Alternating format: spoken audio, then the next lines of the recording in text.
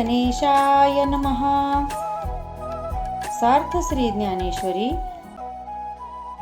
भगवान श्रीकृष्ण यांनी अर्जुनाच्या निमित्ताने ते वेदांचे सूत्र, ब्रह्मविद्येचे शास्त्र सर्वांच्या कल्याणासाठी उपलब्ध करून दिले आहे।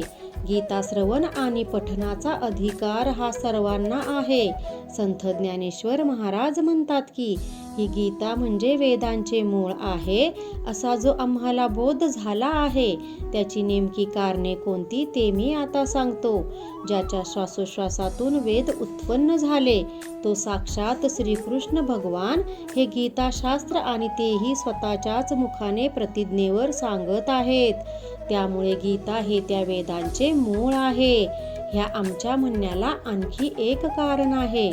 जेव्हा ते वृक्ष रूपाने नसते तेव्हा जग त्याला बीज असे म्हणते। ज्याप्रमाणे एका छोट्याशा बीमध्ये प्रचंड मोठा वृक्ष सामावलेला असतो, तसे कर्म, उपासना आणि ज्ञान या त्रिकांड वेद मानल्या जाणाऱ्या गोष्टी या गीतेत आहेत। म्हणून माझ्या दृष्टीला तरी हे उघड दिसतंय की गीता हेच वेदांचे मूळ आहे।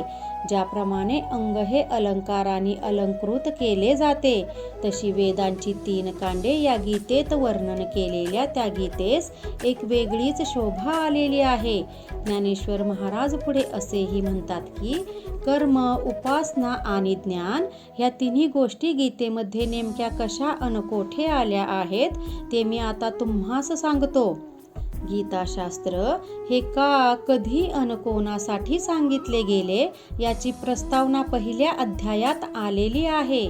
दुसरा जो अध्याय आहे तो अध्याय सांख्य विचार अर्थात ज्ञान विचार प्रगट करणारा आहे। हे गीताशास्त्र ज्ञानप्रधान असून ते साधक, अभ्यासक, उपासक यांना मोक्ष प्राप्त करून देण्यास समर्थ आहे। हा पण भाग गीतेच्या दुसऱ्या अध्यायात आलेला आहे। अज्ञानाने कर्मबंधनात अडकून पडलेल्या जीवांना जो कर्म साधना मार्ग आहे त्याचा परिचय गीतेच्या 3ऱ्या अध्यायात आलेला आहे।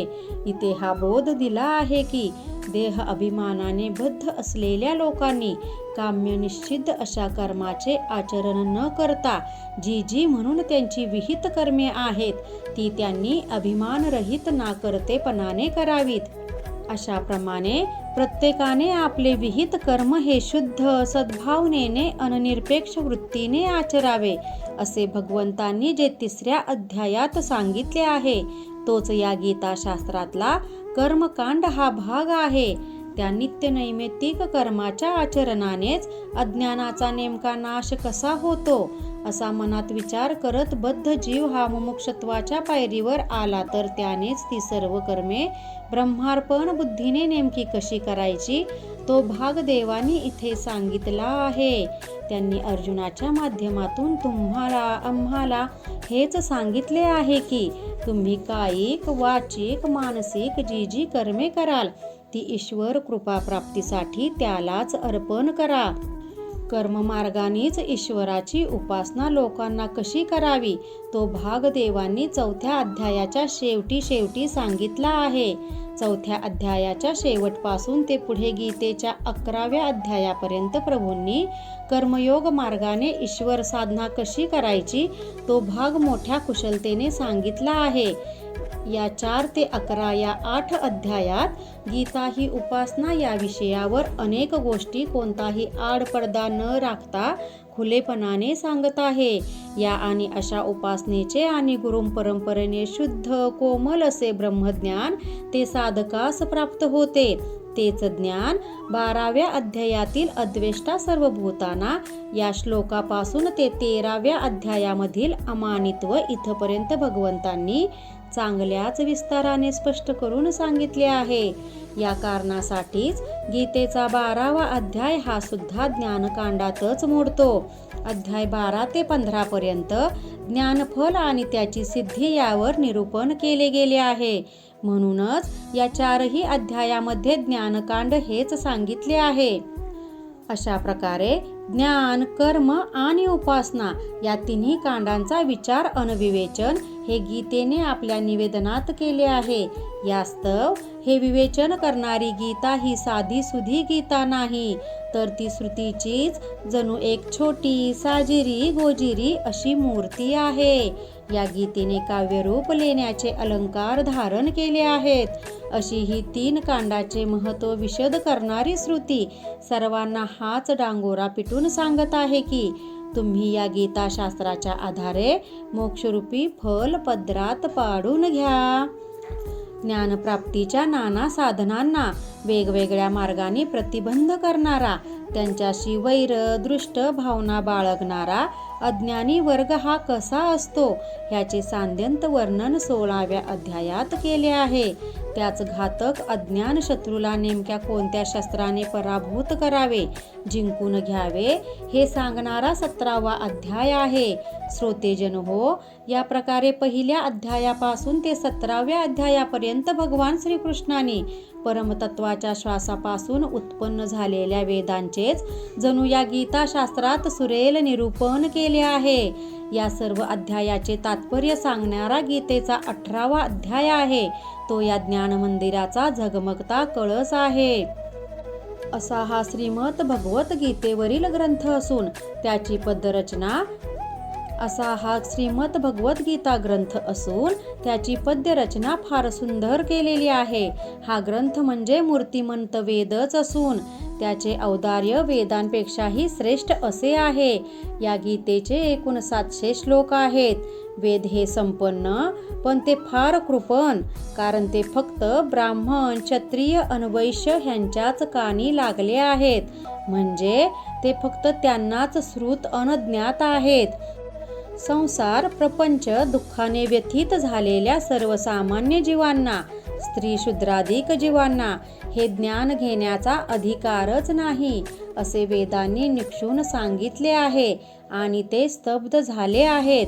संत ज्ञानेश्वर महाराज असे म्हणतात की माझ्या मते वेद निर्मितीच्या वेळी नकळत घडलेली उणीव भरून काढण्यासाठी, आत्मज्ञानाचा ठेवा अवघ्या मानवजातीस उपलब्ध करून देण्यासाठी, तो ज्ञानप्राप्तीचा अधिकार सर्वांना मिळावा ह्या उदात्त हेतूनेच ही गीता निवेदनाचे प्रयोजन देवांनी मुद्दाम घडवून आणले आहे.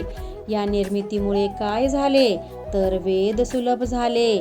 त्यांचे ज्ञान लोकांच्या मनात श्रवणाच्या निमित्ताने जाऊन पोहोचले. जपाच्या किंवा गीता पठणाच्या रूपाने तो वाचेवर आला. ही त्या वेदाची सुलभताच मानायला नको का?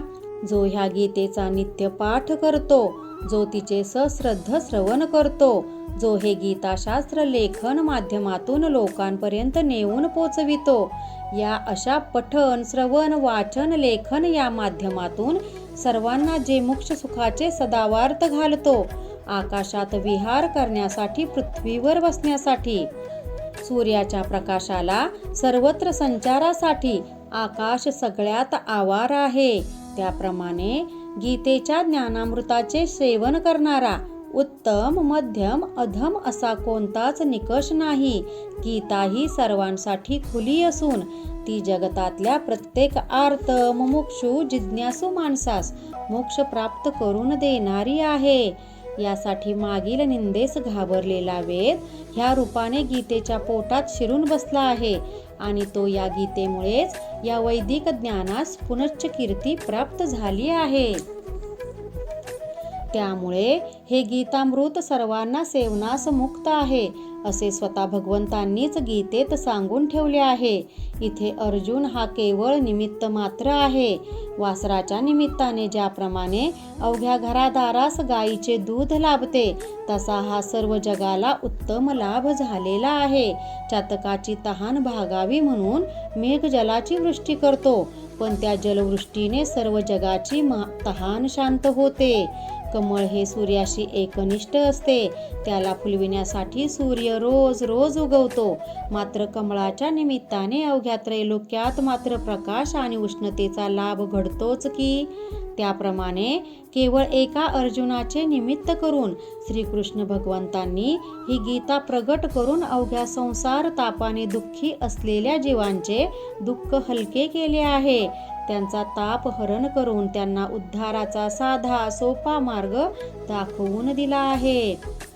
ही गीता म्हणजे सकल शास्त्ररूपी रत्नजडित तेज प्रगट करणाऱ्या त्या लक्ष्मीपती श्री नारायणाचा मुखरूपी अवकाशात उगवलेला जणू ज्ञान भास्करच आहे. पांडवांच्या पुण्यवान कुळात जन्म घेणारा अन हे गीताबोधामृत सेवन करण्यास पात्र ठरलेला अर्जुन आणि त्याचे कुळ हे खरोखरच धन्य होय. मग सद्गुरू रूपी भगवान श्रीकृष्णांनी आत्मस्वरूपानंदात आखंड बुडालेल्या त्या सख्या अर्जुनास एक हलकीशी हाक देऊन त्यास भानावर आणले. श्रीकृष्णांनी त्यास विचारले, बा अर्जुना, मी सांगितलेला हा गीताबोध तुला उमगला का?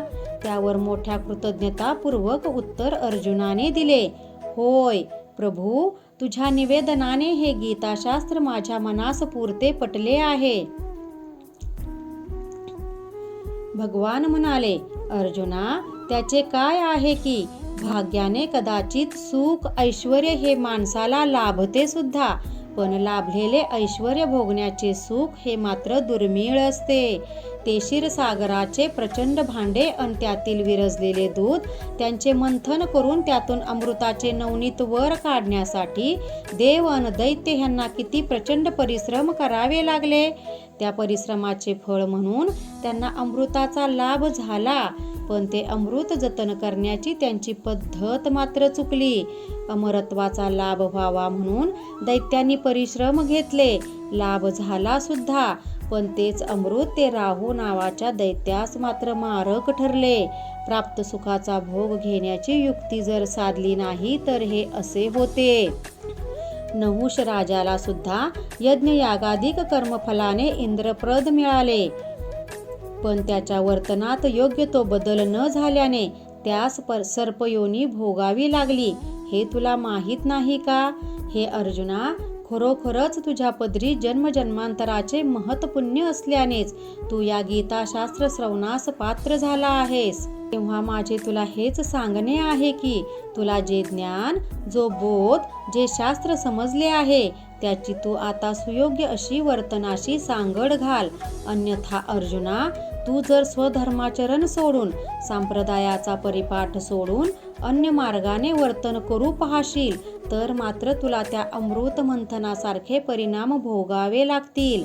हे किरीटी, गाय ही जरी कितीही चांगले दूध देणारी मिळाली तरी तिच्या धारा नेमक्या कशा काढायच्या हे कसब अवगत असायला लागते. सद्गुरू प्रसन्न होतील, कृपा करतील, विद्याही देतील, पण शिष्याने शिष्य धर्माचे पालन करीत अभ्यास अन गुरुसेवा केली तरच ती विद्या फळास येते. रामकृष्ण हरी. गीता भागवत ज्ञानेश्वरी.